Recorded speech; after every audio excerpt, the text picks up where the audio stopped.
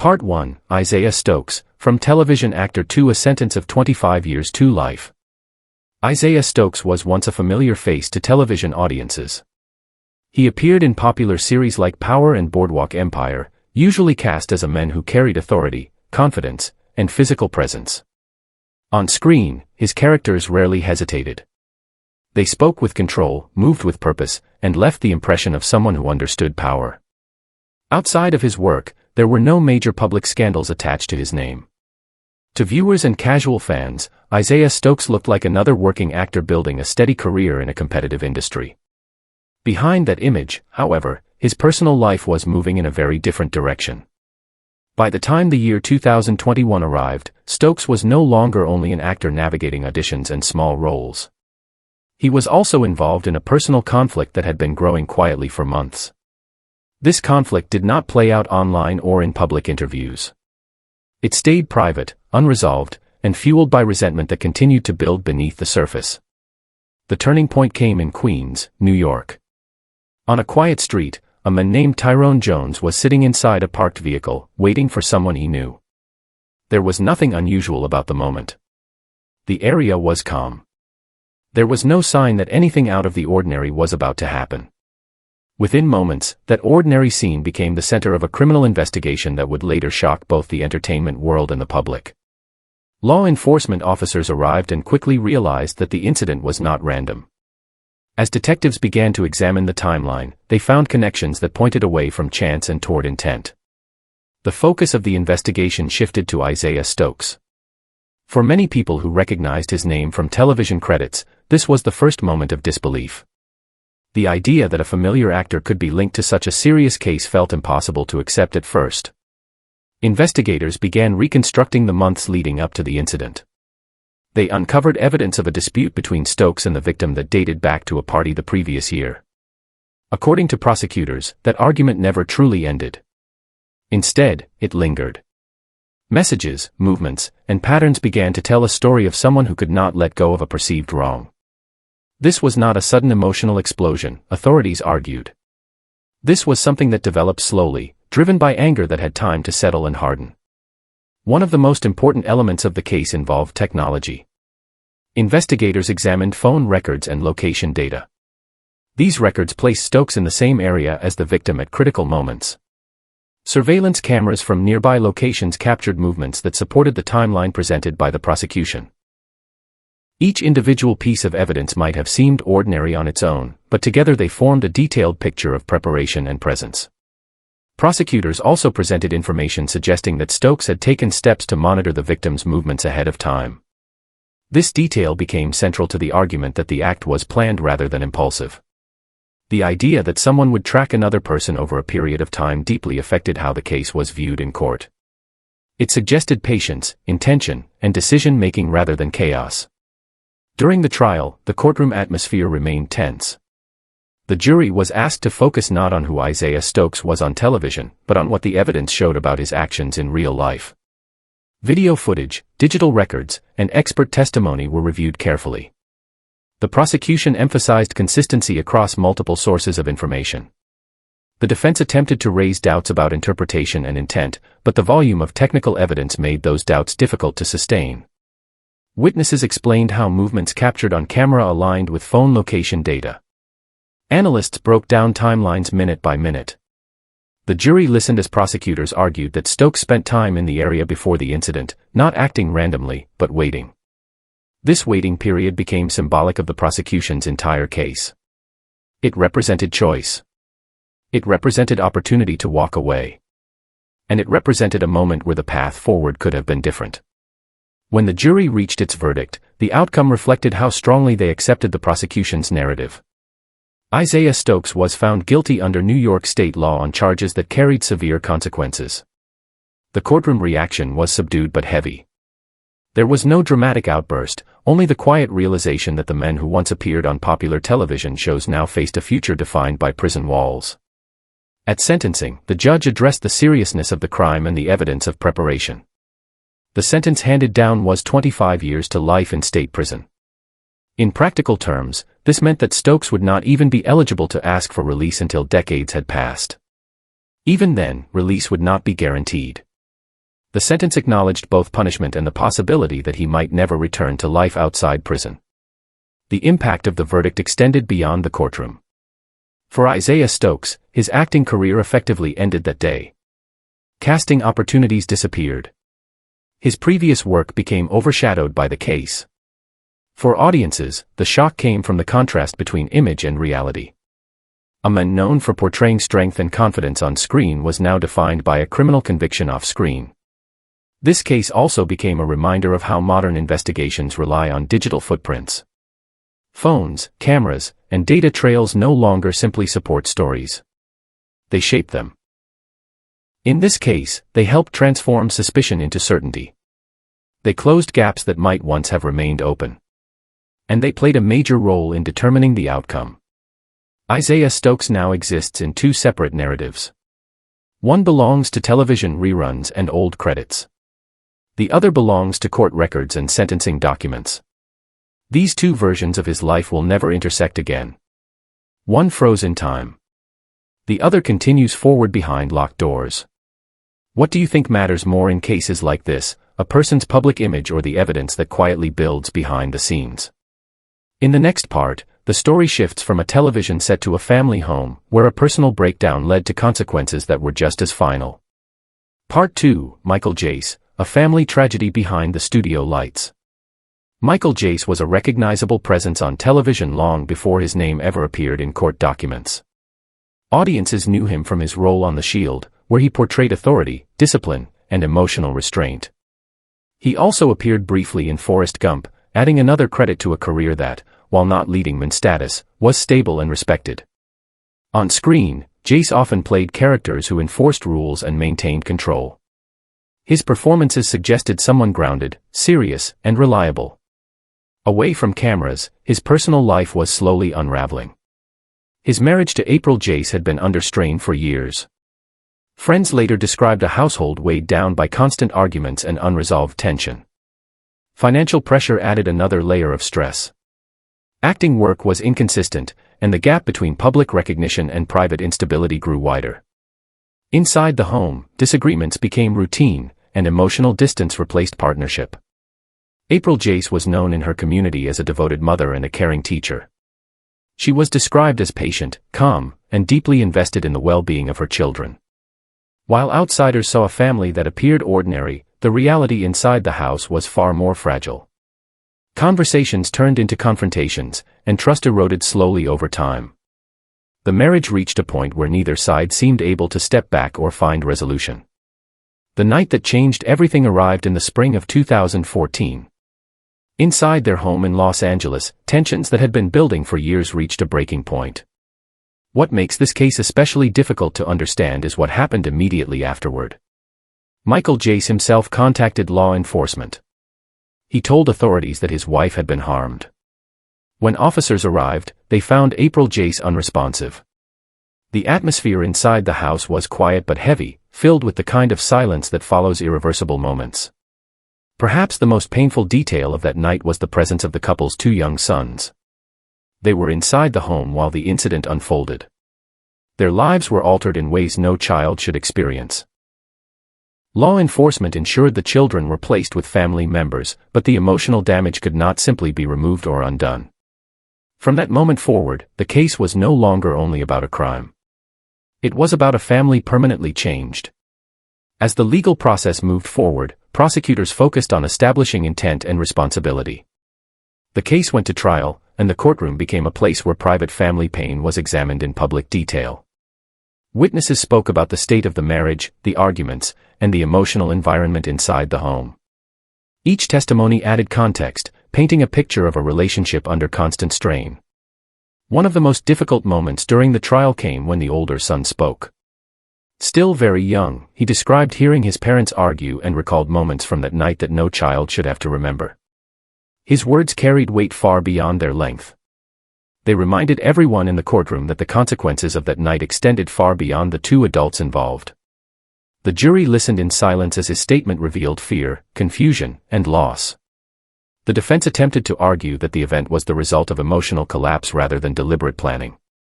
They pointed to stress, financial difficulties, and relationship breakdown as contributing factors.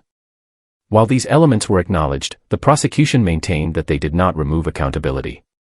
Emotional struggle, they argued, does not erase responsibility for one's actions. After days of testimony and review of evidence, the jury reached its decision. Michael Jace was found guilty of a second-degree offense under California law. The verdict reflected the jury's conclusion that the act was intentional, even if it occurred during a moment of emotional intensity. The courtroom reaction was subdued. There was no celebration, only the quiet recognition that another chapter of the case had closed. Sentencing followed shortly after. The judge addressed the seriousness of the crime and the lasting impact on the surviving family members. Michael Jace received a sentence of 40 years to life in prison. This meant that he would spend decades incarcerated before any possibility of review. The sentence acknowledged both punishment and public safety, emphasizing the gravity of what had occurred. During sentencing, Jace spoke briefly. He expressed regret and said there was no justification for what he had done. His words were simple and restrained. For the family of April Jace, however, no statement could restore what was lost. A mother was gone. Children were left to grow up without her. The apology, though spoken, could not bridge that gap. In the years since the verdict, the case has continued to resonate with the public. It stands as a reminder that fame and recognition do not protect anyone from personal collapse. The image seen on television can hide struggles that remain invisible until they reach a tragic endpoint. Michael Jace's career, once defined by roles of control and authority, is now overshadowed by a single night and its consequences. For many observers, the most haunting aspect of this story is not the courtroom drama or the sentence itself, but the ripple effect left behind. 2 children growing up with loss. A community missing a teacher and mother. A career erased. A life confined to prison. The tragedy extends outward, touching people who had no role in the conflict but must live with its aftermath.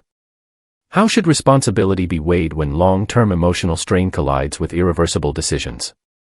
In the next part, the focus shifts to a young actor whose early promise ended in a case that shocked an entire country.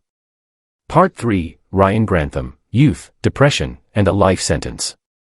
Ryan Grantham was known to many Canadians as a former child actor who grew up in front of the camera. He appeared in family-friendly films like Diary of a Wimpy Kid and later gained wider recognition through a recurring role in the television series Riverdale. On screen, he often played quiet, sensitive characters. His performances gave the impression of a young person with a gentle presence and a future that still had room to grow.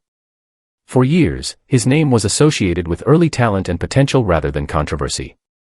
Away from public attention, Ryan's life was becoming increasingly isolated. By the year 2020, he was living with his mother, Barbara Waite, in British Columbia. She was a school teacher, described by colleagues and family members as caring, patient, and deeply committed to helping others. Their home was not known as a place of conflict. From the outside, it appeared calm and ordinary, a private space shared by a mother and her adult son. What made the events of that year so difficult for the public to understand was where they unfolded. The incident took place inside the family home, a setting usually associated with safety and familiarity. According to court records, the moment came without warning. Barbara Waite was alone, focused on her own quiet activity, unaware that her son was approaching a point of no return. The outcome shocked not only the local community, but the entire country. News of the case spread quickly across Canada. Many people struggled to reconcile the image of the young actor they remembered with the reality described by investigators. The contrast between Ryan's public image and the private act at the center of the case created a sense of disbelief. This was not a crime connected to nightlife, substances, or public conflict. It occurred in a domestic space, between 2 people whose lives were closely tied. As the investigation unfolded, authorities uncovered a trail of personal material that shifted the focus toward Ryan's internal state. Journals, writings, and recorded statements became central to understanding his mindset. These materials revealed long-standing emotional struggles, including feelings of hopelessness, isolation, and despair. Mental health experts were brought in to review this information and offer professional assessments.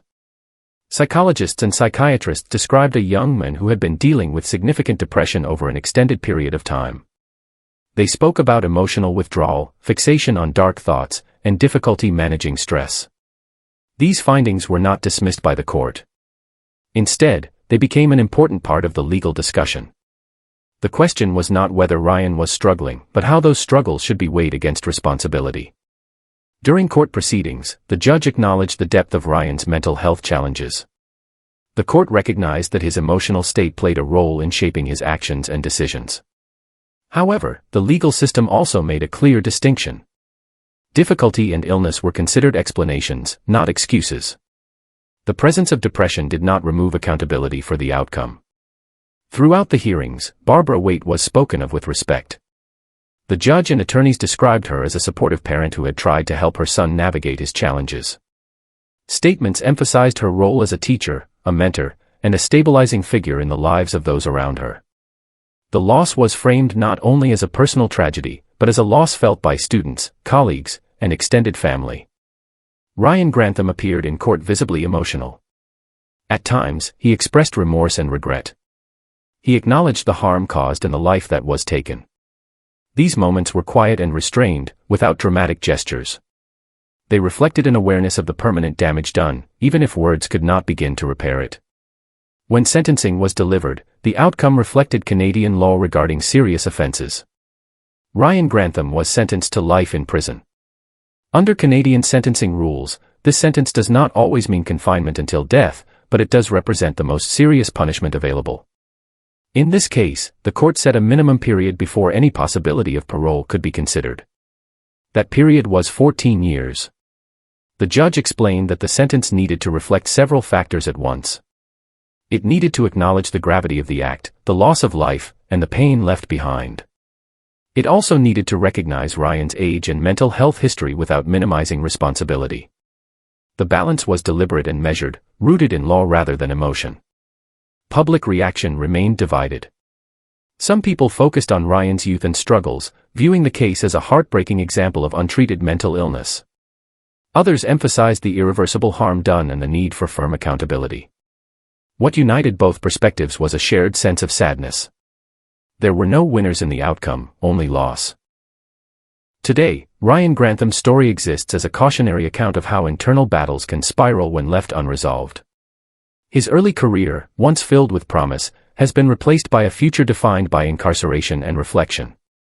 The home he once shared with his mother now exists only in memory, associated forever with a moment that cannot be undone.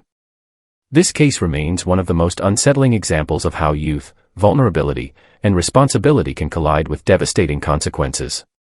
It forces difficult questions about mental health support, family dynamics, and the limits of understanding when harm has already occurred. Do you believe the justice system should place more weight on age and mental health, or is accountability the only measure that truly matters? In the next part, the story moves to a case where a crime from decades earlier resurfaced and led to a life sentence long after the spotlight had faded. Part 4, Joe Sun, a crime buried for nearly 2 decades. Joe Sun was known to audiences for a brief but memorable appearance in a comedy film that became part of popular culture. His connection to Hollywood placed his name on casting lists and red carpets, even if his acting career never reached long-term success. To most viewers, he was a background figure from a well-known movie, someone associated with humor and entertainment rather than serious controversy. For years, nothing in the public record suggested that his name would later surface in one of the most disturbing legal cases tied to someone with a Hollywood connection. Long before that public image existed, a serious crime had already occurred. In the early 1990s, a young woman was harmed in California under circumstances that left lasting trauma. At the time, investigators worked the case with the tools available to them. Evidence was collected, statements were taken, and leads were followed. Yet despite those efforts, the case slowly lost momentum. Suspects could not be definitively identified, and the investigation reached a dead end. The file remained open but inactive, becoming one of many unresolved cases sitting quietly in storage. For nearly 20 years, the incident remained buried in records and memories. The woman who survived carried the impact with her, even as the legal system appeared unable to move forward. Life continued. Joe Sun built a public identity connected to film, sports, and appearances. To the outside world, there was no visible link between the men seen on screen and the unsolved crime from years earlier. The turning point came not from witness testimony or confessions, but from science. Advances in genetic technology changed how investigators could approach old cases. When a relative of Joe Sun became involved in an unrelated legal matter, genetic material entered a national database. That single development triggered a comparison that had not been possible years earlier. The result connected Joe Sun to the preserved evidence from the 1990s case. Once that link was identified, authorities reopened the investigation immediately. What had once been an unsolved file became active again. Detectives contacted the survivor, who agreed to speak once more about what she experienced. Her account remained consistent even after many years. She described details that aligned with the evidence preserved from the original investigation. The passage of time had not erased her memory of what happened. When the case moved toward court, prosecutors faced both opportunity and limitation. The evidence was strong enough to support serious charges, but the law placed boundaries on what could be pursued. Some allegations could not be prosecuted because too much time had passed under California law. These legal limits did not erase the events themselves, but they shaped how the case could be presented in court. Despite those restrictions, one charge remained central. Prosecutors focused on the severity of the harm and the lasting impact on the survivor's life. They argued that the evidence, supported by modern forensic analysis and testimony, clearly established responsibility. The defense challenged the reliability of old evidence and questioned whether memories could remain accurate after so many years. The jury was tasked with weighing science, testimony, and the reality of delayed justice. The trial brought attention not only because of the charges, but because of the timeline.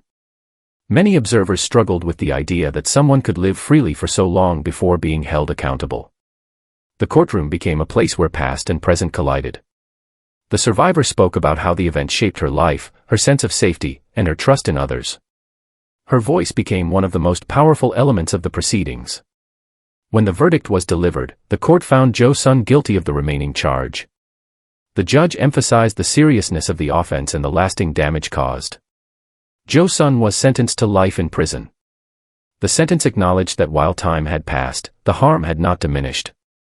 Justice, though delayed, was still required. The story did not end there. While serving his sentence, Joe Sun became involved in another serious incident inside the correctional system. Authorities investigated and determined that further charges were warranted. After additional legal proceedings, he was convicted again.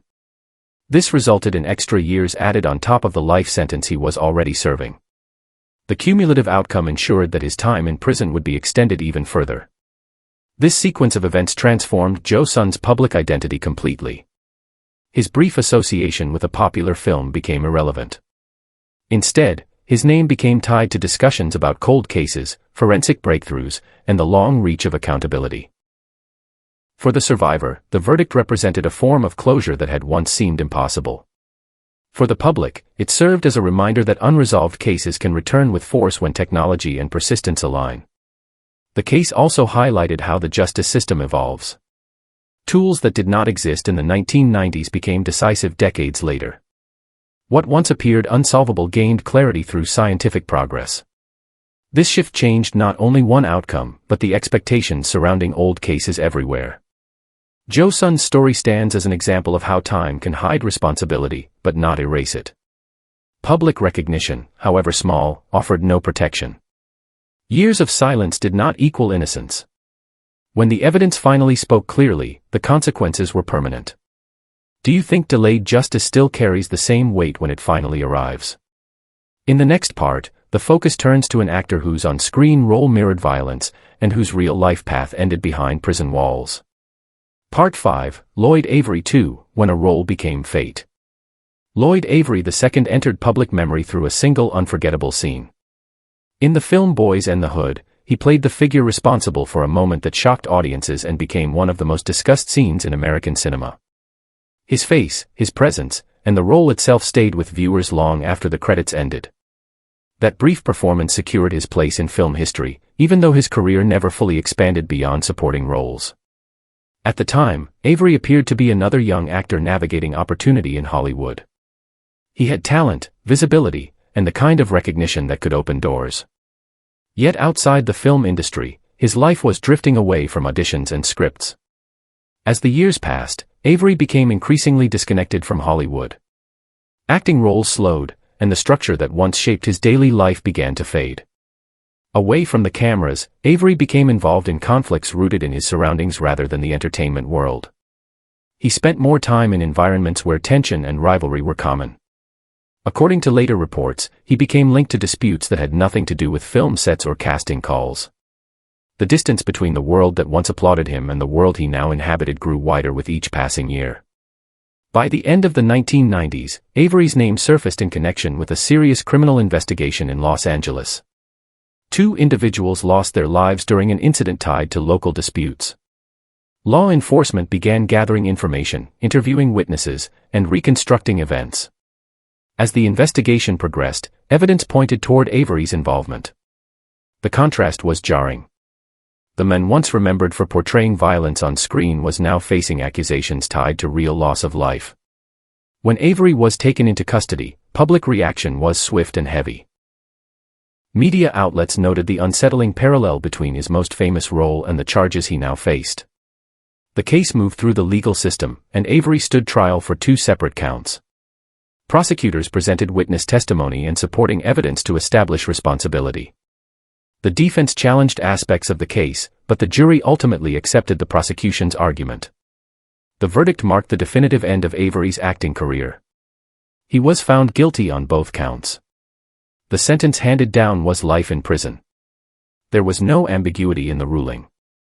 The court emphasized the seriousness of the offenses and the irreversible harm caused. For Avery, the future that once included film sets and creative work was replaced by a permanent reality inside the correctional system.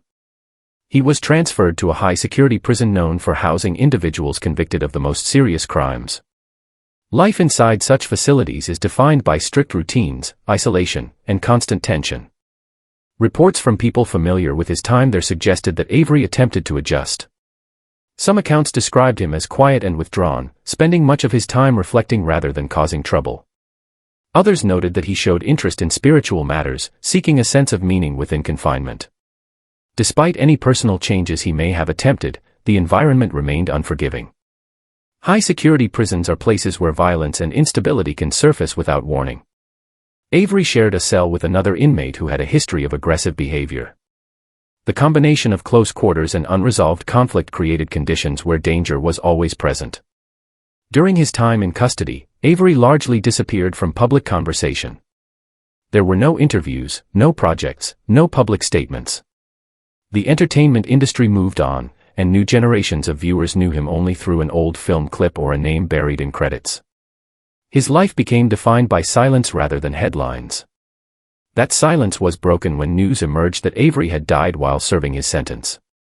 Authorities confirmed that his death occurred inside the prison.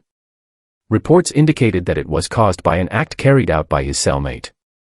Avery was still a relatively young man when his life ended. There were no cameras, no audience, and no final words broadcast to the world. The reaction to his death was muted. Some expressed sadness at the loss of a life that had once shown promise. Others focused on the victims of the original case, reminding the public that Avery's fate did not erase the harm done years earlier. The discussion was brief, and soon his name faded again from public attention. Lloyd Avery II left behind a story shaped by sharp contrasts. A young actor remembered for a powerful role. A man who drifted away from his craft. A conviction that closed every remaining door. And an ending that arrived quietly, far from the world that once recognized his face. His career did not end with applause or farewell. It ended behind walls where time moves slowly and voices rarely carry beyond their limits. In the end, Avery's story is often remembered not for what he achieved, but for how closely his real life mirrored the darkness of the role that made him famous. The line between performance and reality blurred until there was no clear boundary left. His life closed without resolution, leaving only a cautionary outline of what happens when opportunity is lost and direction disappears. Do you think Lloyd Avery was shaped more by his environment or by the choices he made along the way? In the next part, the story turns to a case where a familiar comedic face crossed a line that changed everything. Part 6, Shelley Mallal, One Decision That Destroyed Everything. Shelley Mallal was a familiar face to moviegoers who remembered him from the comedy The 40-Year-Old Virgin. His role was brief but memorable, built around humor and awkward charm. He appeared as a friendly presence, someone audiences laughed with rather than questioned. For many viewers, his face became associated with light-hearted scenes and harmless comedy. Nothing in his public image suggested that his name would later be tied to one of the most disturbing courtroom cases involving a Hollywood performer. Behind that image was a personal relationship that had ended but never truly settled. Malol and his former partner had separated, yet the emotional conflict between them remained unresolved. Friends later described a situation where distance existed in name only. Conversations continued. Tension lingered. Boundaries were unclear. The end of the relationship did not bring closure, only a fragile calm that could break at any moment. That moment arrived in the late summer of 2008. What happened did not take place on a film set or in public view. It unfolded at a private residence, away from cameras and attention. The incident shocked those who later learned about it not only because of who was involved, but because of how quickly everything escalated. The woman at the center of the case survived, but the physical and emotional impact would remain with her for the rest of her life. Emergency responders arrived in time to prevent the worst possible outcome. Medical teams worked to stabilize her condition, and doctors later confirmed that survival was due to immediate intervention rather than restraint or hesitation by the attacker. This fact became central to how the case was discussed. The difference between life and death came down to minutes, not intent. When Shelley Malol was taken into custody, the contrast between his on-screen persona and the allegations against him dominated public reaction. A man once known for comedy was now accused of a serious, deliberate act that left another person fighting to recover. The entertainment industry distanced itself quickly. There were no statements of support, no attempts to soften the narrative. The focus shifted entirely to the legal process. At trial, the courtroom became a space where the private details of the relationship were examined in full view. The survivor gave detailed testimony. She described the moment of the attack, the fear she experienced, and the long recovery that followed. Her words were calm but firm, shaped by the knowledge that this was her only opportunity to speak directly to the people deciding Malol's future. Medical experts also testified, explaining the extent of her injuries and the level of force involved. Prosecutors argued that the act showed intent and determination. They pointed to the nature of the wounds and the circumstances surrounding the event. The defense attempted to frame Malol's actions as the result of confusion and panic, suggesting that he misinterpreted the situation he encountered. The jury was asked to consider whether that explanation aligned with the physical evidence and the survivor's account. After reviewing all testimony and records, the jury reached a guilty verdict. Shelley Malol was convicted of charges that carried some of the most serious penalties available under California law. The judge emphasized the severity of the act and the lasting harm caused. At sentencing, Malol received a life sentence with the possibility of parole. This meant that while release was not completely ruled out, it would only come after many years and careful review. For a time, it appeared that Malol would spend the remainder of his life inside prison walls. His acting career ended instantly. Roles disappeared. His name became associated solely with the case. Public discussion focused on how someone known for humor could commit such an act, and whether fame had played any role in how he saw himself or others. Years later, a development reignited public debate. After serving a portion of his sentence, Malol was granted parole. The decision followed multiple hearings in which he expressed remorse and acknowledged responsibility. Parole boards cited factors such as behavior while incarcerated and participation in rehabilitation programs. Still, the outcome was deeply controversial. Many people questioned whether early release was appropriate given the seriousness of the crime. Supporters of the survivor expressed anger and disbelief. Others argued that the justice system is built around the idea of rehabilitation and second chances. News outlets revisited the case, highlighting the divide in public opinion. For some, the parole decision felt like a reopening of wounds that had never fully healed. Since his release, Shelley Malol has remained largely out of the public eye. There has been no return to acting, no attempt to reclaim a public platform. His story now exists mostly as a case study rather than a career. It raises difficult questions about punishment, forgiveness, and the limits of rehabilitation when the harm caused is profound. The survivor, meanwhile, continued her life with strength and resilience. Her testimony remains one of the defining elements of the case. It served not only as evidence, but as a reminder that survival does not mean the absence of lasting impact. Recovery is not measured only in physical terms, but in years of rebuilding trust and safety.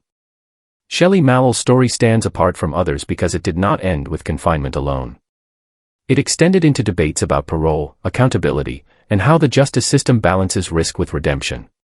A single decision erased a public image built over years and replaced it with a legacy defined by one irreversible moment. Do you think early release can ever truly align with justice in cases like this? In the next part, the story moves beyond Hollywood and into international politics, where a former actor received a sentence without ever entering the courtroom. Part 7, Kirill Kanikin, a life sentence in absence. Kirill Kanikin was once known in Russia as a young actor with modest roles and limited public attention. He was not a household name and never reached the level of major celebrity. His work placed him on the edges of the entertainment industry, appearing in small projects rather than leading productions. To those who knew him only through his early career, Kanikin represented an ordinary figure in a crowded creative space, someone whose future was still undefined. That future changed as the political climate around him shifted. The conflict between Russia and Ukraine reshaped not only borders and alliances, but also the lives of individuals connected to culture, media, and public expression. As tensions escalated, the Russian government began paying closer attention to citizens accused of opposing state interests. In this environment, lines between personal belief, political expression, and criminal accusation became increasingly sharp. According to statements released by Russian authorities, Kirill Kanikin left Russia during the period of conflict. Officials later claimed that he became associated with a group known as the Russian Volunteer Corps, an organization described by the state as hostile and illegal. This group was presented by investigators as being aligned with forces opposing the Russian government and operating in coordination with Ukraine. Under Russian law, any cooperation with such groups is treated as a severe offense. The accusations against Kanikin were framed as high treason. This charge is among the most serious in the Russian legal system and carries the harshest penalties available. Authorities claimed that Kanikin provided support, participation, or assistance to the organization. The details of his alleged involvement were described mainly through official statements rather than open, independently verified records. This distinction would later become central to how the case was viewed outside Russia. The legal process moved forward even though Kanikin was not present in the country. Russian military courts are permitted to conduct trials in absence in cases involving national security. In this case, the court proceeded without the defendant. Kanikin did not appear before a judge, did not speak in his own defense, and did not have the opportunity to challenge evidence in person. The courtroom remained physically empty of the individual whose fate was being decided.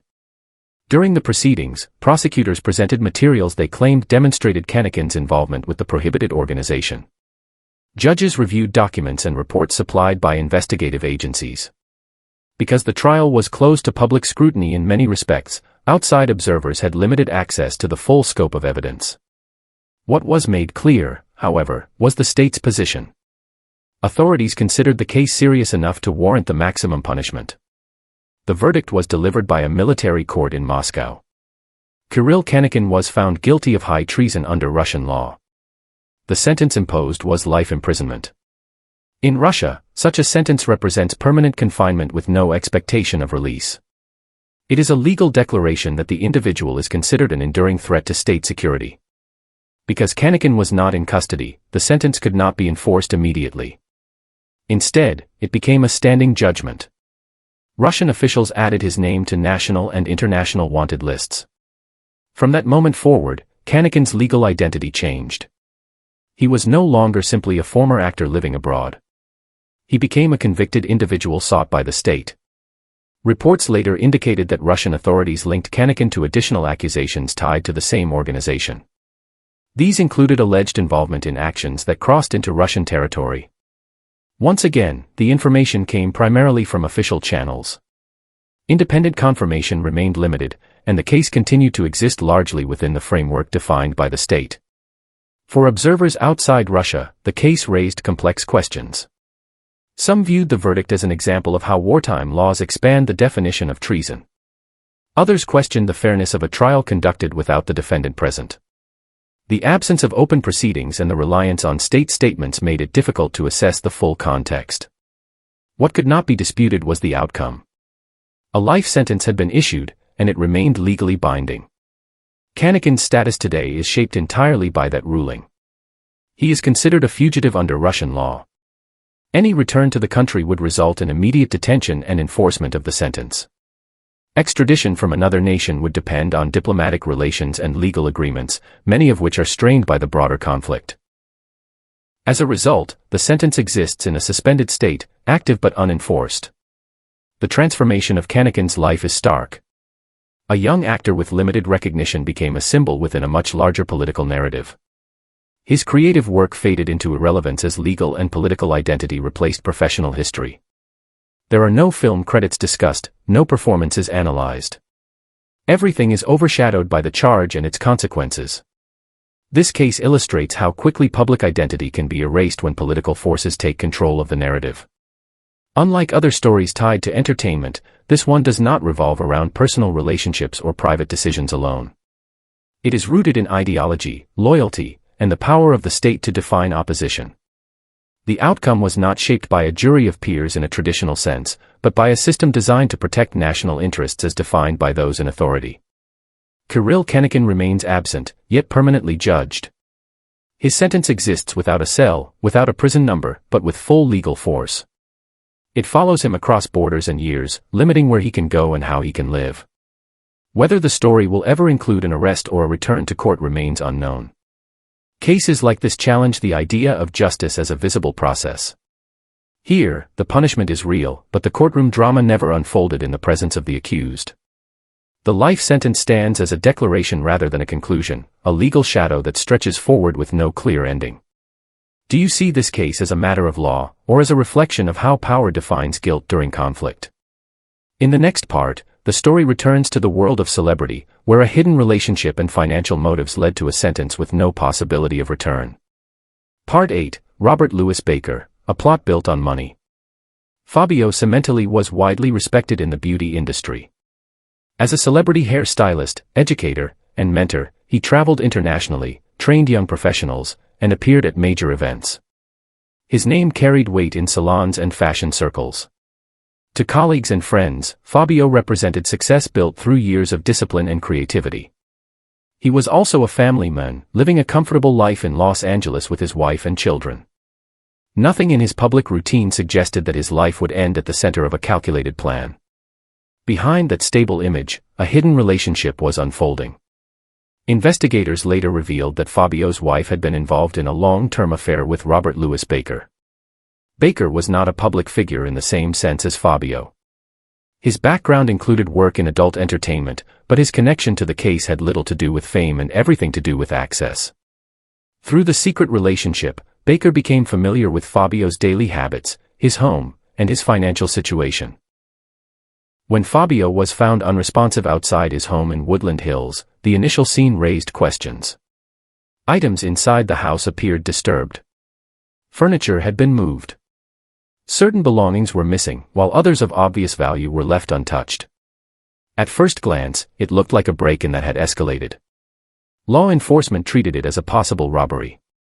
Yet experienced investigators noticed details that did not align with that explanation. As detectives examined the scene more closely, inconsistencies emerged. The pattern of disruption did not match typical theft behavior. Some areas appeared staged, as if someone wanted the space to look chaotic rather than actually searched. This observation shifted the direction of the investigation. Attention turned away from unknown intruders and toward individuals with personal access to the victim. Digital evidence soon became central. Phone records, messages, and location data were analyzed in detail. Investigators discovered extensive communication between Fabio's wife and Robert Louis Baker, both before and after the incident. These records revealed coordination rather than coincidence. The timing of messages, combined with travel data, suggested planning rather than reaction. Financial motives also came into focus. Prosecutors uncovered information about life insurance policies and potential financial gain following Fabio's death. This element transformed the case from a crime of opportunity into one driven by calculation. Authorities argued that money was not a secondary outcome but a primary objective. The idea that someone close to the victim stood to benefit financially reshaped how the case was understood. As the investigation continued, another individual was identified as part of the broader plan. This person later accepted responsibility for a supporting role and received a separate sentence. His involvement confirmed that the act was not carried out by a single individual acting alone. Instead, it was presented as a coordinated effort, with different roles assigned to different people. When Robert Louis Baker was arrested, the evidence against him was already substantial. Prosecutors described him as the primary actor in carrying out the plan. Court filings emphasized that his actions were deliberate and executed with awareness of the outcome. The case moved toward trial, and public attention increased as details of the hidden relationship and financial planning became widely known. Facing overwhelming evidence, Baker chose not to contest the charges through a full trial. Instead, he entered a plea agreement. By doing so, he acknowledged responsibility for his role in the crime. This decision spared the court a lengthy trial, but it did not lessen the severity of the consequences. Prosecutors outlined the facts in detail during the plea hearing, ensuring that the full scope of the plan was formally recorded. The judge addressed the nature of the crime directly. It was described as a betrayal built on trust, access, and secrecy. The court emphasized that the planning involved demonstrated intent and disregard for human life. Fabio Cementili was portrayed not only as a victim but as a person whose life had been taken for financial benefit. This framing carried significant weight in sentencing. Robert Louis Baker received a sentence of life in prison without the possibility of parole. Under this sentence, there would be no future review, no chance of early release, and no reconsideration based on time served. The ruling reflected the court's view that the crime fell among the most serious offenses under the law. The decision closed the door permanently on Baker's life outside prison. For Fabio's family, the sentence brought a measure of legal closure, but not healing. Court statements described the lasting impact of his loss on his children, colleagues, and community. His absence left a void that could not be filled by verdicts or prison terms. The legal outcome acknowledged responsibility, but it could not restore what was taken. Public reaction to the case focused heavily on the element of deception. Many people expressed shock that a crime so personal could be motivated by financial gain. The idea that a hidden relationship could be leveraged into a plan for profit unsettled observers. The case became a reference point in discussions about trust, betrayal, and the dangers of private motives operating behind public appearances. Unlike some other cases tied to entertainment, this story did not revolve around impulsive behavior or emotional collapse. It was presented as structured and intentional. That distinction shaped how the sentence was received. Life without parole was seen by many as a reflection of the planning involved, rather than simply the outcome itself. Robert Louis Baker's name is now inseparable from this case. His past work and identity have been erased by the conviction. He will spend the rest of his life inside prison, with no opportunity to redefine his future. The plan that promised financial reward resulted instead in permanent confinement. The case stands as a reminder that access can be as dangerous as force. When trust is exploited and combined with motive, the consequences can be final. Fabio Cementili's legacy lives on through his work and the people he inspired, while those responsible for his death face the full weight of irreversible judgment. Do you think financial motive makes a crime more disturbing than acts driven by emotion? In the next part, the story turns to a television icon whose past caught up with him long after fame arrived. Part 9, Danny Masterson, When the Past is Brought into the Light. Danny Masterson was a television star whose face became familiar to millions through the sitcom That 70s Show. The series defined an era of light-hearted entertainment and helped launch the careers of its cast. Masterson's character was confident, sarcastic, and central to the group dynamic. For many viewers, his on-screen presence became tied to nostalgia and humor. Long after the show ended, reruns kept that image alive, reinforcing a public identity built on comedy and familiarity. Behind that image, serious allegations from the early 2000s remained unresolved for years. Several women came forward with accounts describing harmful encounters that allegedly took place during that period. At the time, the claims did not immediately lead to criminal charges.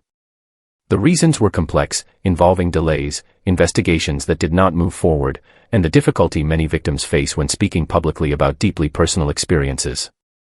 As a result, the allegations existed largely outside the courtroom for a long time. Years passed, and Masterson continued working in entertainment. He appeared in other television projects and maintained a degree of public visibility. To many fans, the allegations were distant rumors rather than formal accusations. The absence of legal proceedings allowed uncertainty to persist, leaving questions unanswered on both sides. For the women who had spoken up, the waiting itself became part of the burden. The legal situation changed when prosecutors in Los Angeles County formally filed charges many years later. The decision followed renewed investigation and review of evidence. When the case finally moved forward, it marked a significant shift. What had once been allegations discussed quietly now became a matter of public record. Masterson was required to stand before a court and respond to the charges.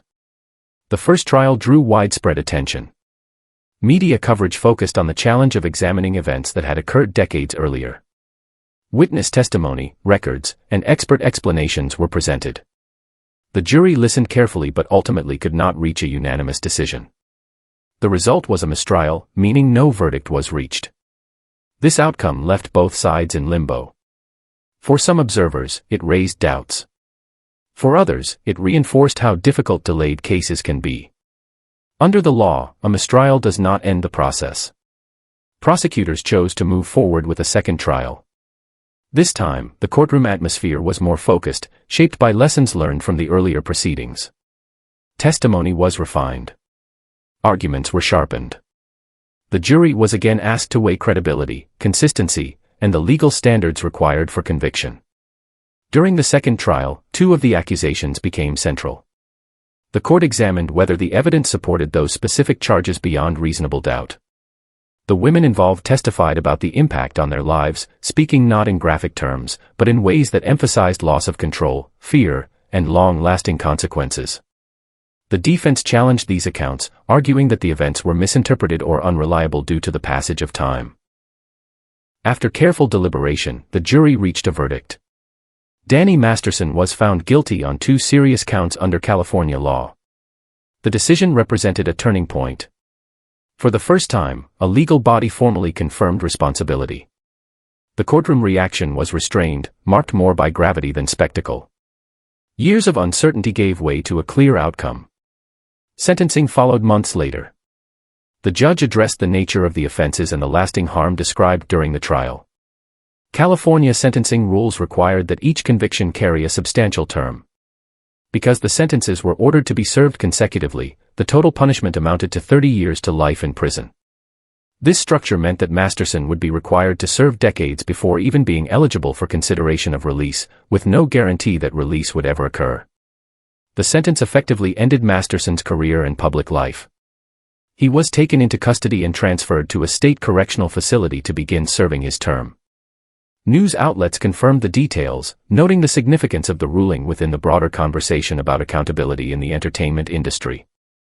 For many, the case symbolized a shift toward examining past behavior that had long gone unchallenged. Masterson's legal team filed appeals following the conviction. These filings argued procedural issues and challenged aspects of the trial. As of now, those appeals have not resulted in a reversal. The conviction remains in place, and Masterson continues to serve his sentence. The legal process may continue through higher courts, but outcomes remain uncertain. Public reaction to the case has been divided but intense. Some viewers struggled to reconcile the verdict with the character they remembered from television.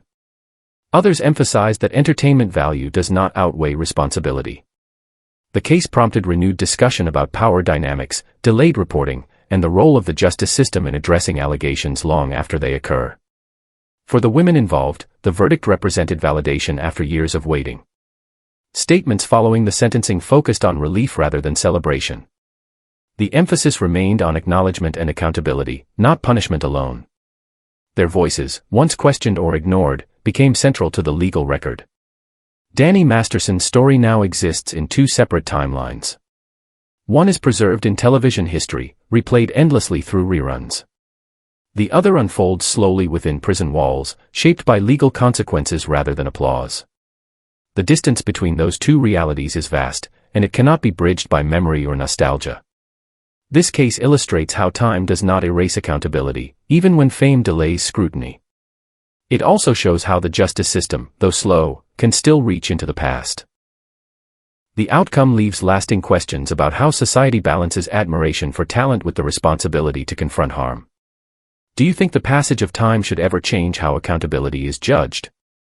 In the next part, the story moves to a case that shocked an entire nation and turned an online persona into an international manhunt. Part 10, Luca Magnotta, fame, obsession, and a life sentence. Luca Magnotta was not known for traditional acting success, but for his constant presence online. He cultivated attention through videos, photos, and carefully constructed personas across multiple platforms. His online activity reflected a persistent desire to be seen, discussed, and remembered. Rather than building recognition through established creative paths, he sought visibility through provocation and self-promotion. For many observers, his name appeared repeatedly in internet spaces long before it entered courtrooms. This search for attention shaped how he presented himself to the world. He followed media narratives closely, tracked public reactions, and adjusted his behavior to remain in focus. Investigators later described this pattern as deliberate and sustained. It was not a momentary phase, but an ongoing effort to create notoriety. The internet became both his stage and his mirror, reinforcing an obsession with recognition at any cost. The situation escalated dramatically in Canada during the early months of the following decade. A young international student named June Lin arrived in the country with hopes of education and opportunity. He was described by friends and classmates as quiet, dedicated, and focused on building a better future. His disappearance raised immediate concern. When he failed to respond to messages, those close to him alerted authorities. Law enforcement soon traced the investigation to an apartment in Montreal connected to Magnotta. What they found redirected the case instantly. Evidence recovered from the location established that a serious crime had occurred. The details shocked investigators and the public alike, not because of complexity, but because of the apparent intent to be noticed. The case did not remain confined to one city or even one country. It spread rapidly through media outlets around the world. As authorities worked to piece together the timeline, Magnotta left Canada. His movements suggested planning rather than panic. He traveled across borders, moving through multiple countries while the search intensified. International alerts were issued, and images of him circulated widely. The case became a global manhunt, followed closely by journalists and online communities. The contrast between the speed of modern travel and the reach of global policing became part of the story itself. The search ended in Europe. Magnotta was located at an internet cafe, where he was reportedly following news coverage about himself. He did not resist arrest. This detail reinforced the narrative that attention remained central to his actions, even at the moment of capture. He was taken into custody and later returned to Canada under heavy security. His arrival was broadcast across national media, marking the end of the search and the beginning of the legal process. The trial that followed drew intense scrutiny. Prosecutors presented physical evidence collected from multiple locations. Each piece was carefully documented and explained to the jury. The case relied heavily on material proof, leaving little room for speculation. The prosecution's narrative focused on intent, planning, and the sequence of actions that led to the loss of life. The defense introduced arguments centered on mental health. Lawyers suggested that Magnotta's behavior was influenced by psychological disturbance and disordered thinking. Experts were called to discuss diagnosis and capacity. The court allowed these arguments to be heard, recognizing the importance of examining mental state. However, the presence of mental health issues did not override the weight of the evidence. Throughout the proceedings, the jury was asked to separate explanation from responsibility. The question was not whether Magnotta sought attention or struggled internally, but whether the evidence established guilt beyond reasonable doubt. Testimony, forensic findings, and documented actions formed a consistent narrative. The jury deliberated with care, aware of the seriousness of the decision before them. When the verdict was delivered, it was clear and unanimous. Luca Magnotta was found guilty of the most serious charge available under Canadian law. The courtroom response was restrained. There was no visible celebration or reaction. The focus remained on the outcome and its implications. For June Lin's family, the verdict confirmed accountability, but it did not lessen their grief. Sentencing followed established legal standards. Magnotta received a life sentence. Under Canadian law, this sentence includes a minimum period before parole eligibility can even be considered. In this case, that period was set at 25 years. The judge explained that the sentence reflected both the gravity of the crime and the need to protect the public. It was not framed as punishment alone, but as a necessary response to irreversible harm. The ruling ensured that Magnotta would spend decades in prison before any review of release could occur. Even then, release would not be guaranteed. The sentence marked a permanent shift from online notoriety to institutional confinement. The platforms that once amplified his presence were replaced by isolation and routine. Public discussion following the trial focused heavily on the role of media and attention. Many questioned whether the coverage itself contributed to the behavior. Others emphasized that responsibility lies with the individual, regardless of exposure.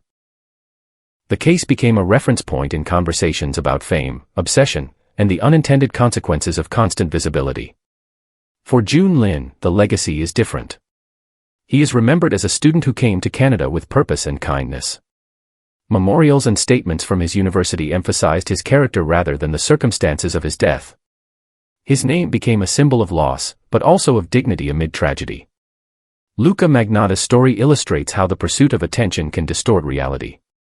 What began as a desire to be seen ended in permanent confinement. The internet, once used to amplify his identity, now preserves the record of his actions in a way that cannot be erased. Fame achieved through harm does not fade. It hardens into history. This case closes the sequence not with ambiguity, but with finality. A life sentence stands in place, measured in decades rather than moments. It leaves behind difficult questions about notoriety, responsibility, and the boundaries of empathy when obsession overtakes humanity. What role do you think public attention plays in shaping cases like this? The next chapter will examine another figure whose rise and fall reveal a different path into permanent judgment.